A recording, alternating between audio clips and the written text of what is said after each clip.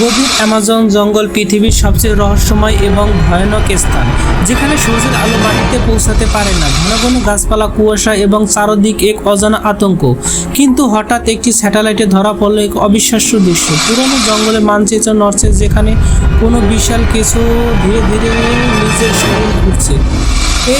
এই রহস্য উদ্ঘাটনের জন্য একদল বিজ্ঞানী জঙ্গলের মাঝখানে প্রবেশ করে। তারা জানতো না যে তারা এমন কিছুর মুখোমুখি হতে যাচ্ছে যে মানুষ সভ্যতারও বাইরে। জঙ্গলে ঢোকার পর থেকে তারা সবকিছু বদলে যেতে শুরু করে। পাখিরা চুপ হয়ে যায়, বাতাস ভারী হয়ে ওঠে, চারদিক ছড়িয়ে পড়ে এক অদ্ভুত সোনালি আলো। হঠাৎ মাটি কেঁপে ওঠে, দলে এক কাপা কণ্ঠে সবকিছু নিচের দিকে আসে। রাত নামতে, অন্ধকারের মধ্যে দেখা যাচ্ছে দুটি আলো জ্বলছে। তারা ধীরে ধীরে অন্ধকার ভেদ করে সামনের দিকে এগিয়ে এসে বিশাল একটি গোল্ডেন অ্যানাকোন্ডা দানব।